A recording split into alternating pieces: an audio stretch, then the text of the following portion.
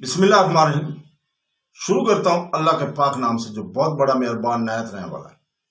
دوستوں، بہنوں، بھائیوں، بزرگوں، السلام علیکم ورحمۃ اللہ وبرکاتہ۔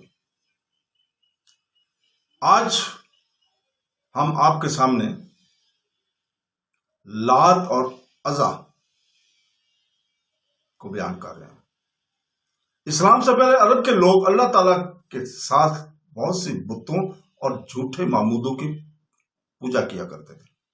سب سے مشہور بتوں میں لات اور عزا تھے، جن کی عرب قبائل بالخصوص قریش مکہ میں بہت عزت کی جاتی تھی۔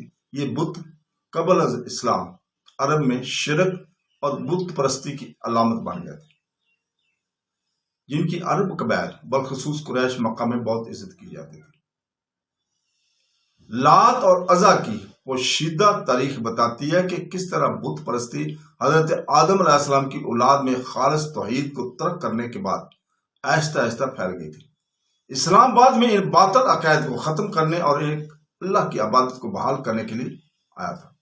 اصل میں عربوں نے حضرت ابراہیم علیہ السلام اور ان کے بیٹے حضرت اسماعیل علیہ السلام کے مذہب کی پیروی کی۔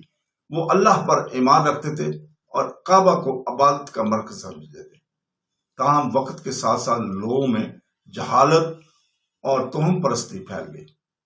عرب میں بت پرستی کو متعارف کرانے والے اہم افراد میں سے ایک قبیلہ خزاع کا سردار عمرو بن لوہی تھا۔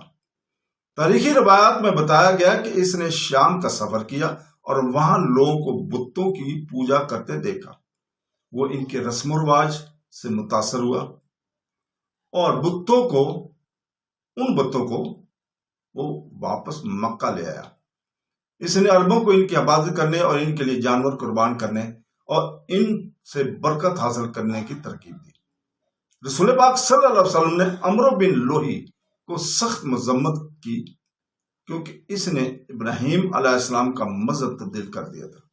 صحیح بخاری میں ہے کہ رسول پاک صلی اللہ علیہ وسلم نے فرمایا کہ میں نے عمرو بن لوہی کو جہنم کی آگ میں اپنی آنتیں گھسیٹتے ہوئے دیکھا ہے، کیونکہ وہ پہلا شخص تھا جس نے دین کو بدل دیا اور عرب میں بت پرستی کا آغاز کیا۔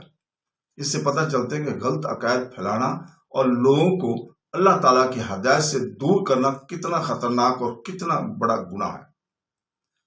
لات شہر طیب میں قبیلہ ثقیف کے ذریعے پوجا جانے والا مشہور بتوں میں سے ایک بت تھا۔ بعض مورخین کا ذکر ہے کہ لات کا تعلق اصل میں کسی نیک آدمی سے تھا جو حاجیوں کی خدمت کیا کرتا تھا۔ اس کی موت کے بعد لوگوں نے اس کے لیے مبالغہ آرائی کی، یہاں تک کہ اس کی قبر بالآخر پوجا کی بت بن گئی۔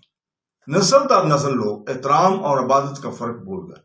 اللہ تعالیٰ نے قرآن پاک میں براہ راست لات کا ذکر کیا ہے سورہ نجم میں، جس کا ترجمہ ہے، کیا تم نے لات اور عزا پر غور کیا ہے؟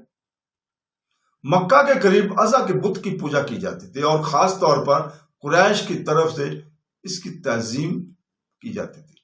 عزا کا تعلق مقدس درختوں سے کہا جاتا ہے اور کافروں کے ذریعے فتح، تحفظ اور برکات لانے کی یقین تھا۔ لڑائیوں سے پہلے بہت سے عرب عزا سے مدد کے لیے دعا کیا کرتے تھے۔ غزوہ احد کے دوران ابو سفیان نے فخریہ انداز میں مسلمانوں سے کہا تھا کہ ہمارے پاس عزا ہے جبکہ تمہارے پاس عزا نہیں ہے۔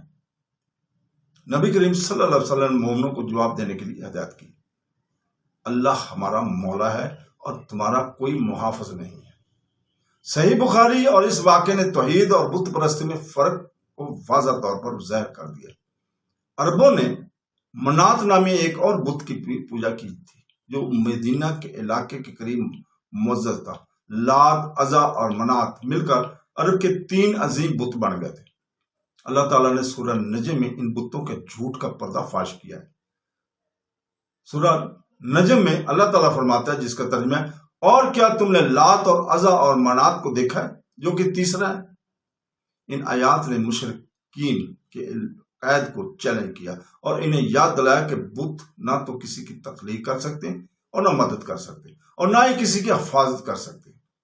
اس تاریخ سے ایک اہم سبق یہ ملتا ہے کہ شرک کس طرح آہستہ آہستہ معاشرے میں داخل ہوتا ہے۔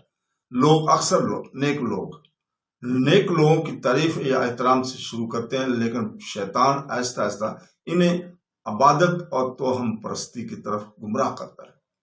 قرآن پاک بغیر علم کی روایت کی اندھی پیروی کرنے سے خبردار کرتا ہے۔ اللہ تعالیٰ فرماتا ہے سورہ بقرہ کی آیت نمبر 170 میں، جس کا ترجمہ ہے، اور جب ان سے کہا جاتا ہے کہ ان کی پیروی کرو جو اللہ تعالیٰ نے نازل کیا ہے، تو وہ کہتے ہیں کہ ہم تو اس کی پیروی کرتے ہیں جس پر ہم نے اپنے باپ دادا کو پایا۔ جب اسلام پورے عرب میں پھیل گیا تو نبی کریم صلی اللہ علیہ وسلم نے فتح مکہ کے بعد کعبہ کو بتوں سے پاک کر دیا تھا۔ حضور پاک صلی اللہ علیہ وسلم نے لات، عزا اور دیگر بتوں کو تباہ کرنے کا حکم دیا، اور حضرت خالد بن ولید کو عزا کو تباہ کرنے کے لیے بھیجا گیا تھا، جبکہ دوسرے صحابہ نے لات اور منات کو تباہ کیا تھا۔ اس سے عرب میں بڑی بت پرستی کا خاتمہ ہو گیا تھا اور توحید کی فتح ہوئی تھی۔ لات اور عزا کی کہانی مسلمانوں کو بغیر کسی شریک یا ثالث کے صرف اللہ تعالیٰ کی عبادت کرنا سکھاتی ہے۔ یہ مومنوں کو یاد دلاتی ہے کہ روایات اور رسوم کو کبھی بھی خدائی رہنمائی کی جگہ نہیں لینا چاہیے۔ حقیقی عزت اور کامیابی اللہ تعالیٰ پر ایمان اور اس کے احکام کی اطاعت سے ہی ملتی ہے۔ تو ہم اللہ تعالیٰ سے دعا کرتے ہیں کہ وہ ہمیں سیدھے راستے پہ چلنے کی توفیق عطا فرمائے، اور ہمیں قرآن پاک پڑھنے اور اس کو ترجمے کے ساتھ پڑھنے اور سمجھنے، اور پھر اس کی تفسیر کو پڑھنے اور سمجھنے کی توفیق عطا فرمائے۔ اللہ تعالیٰ ہمیں اپنے احکامات پر عمل پیرا ہونے کی توفیق عطا فرمائے، اور اللہ تعالیٰ ہمیں اپنے محبوب رسول صلی اللہ علیہ وسلم کی حدیث مبارکہ کو پڑھنے اور ان کی ہدایات پر عمل کرنے کی توفیق عطا فرمائے۔ دوستو، بہنوں، بھائیوں، آج ہم یہ بھی رکتے ہیں۔ انشاءاللہ تعالی ہم اگلی قسط میں پھر آپ کو خوش آمدید کہیں گے، ایک نئی ویڈیو لے کر، ایک نیا پیغام لے کر، ایک نیا سبق لے کر۔ تو اس وقت تک کے لیے اجازت، اللہ حافظ۔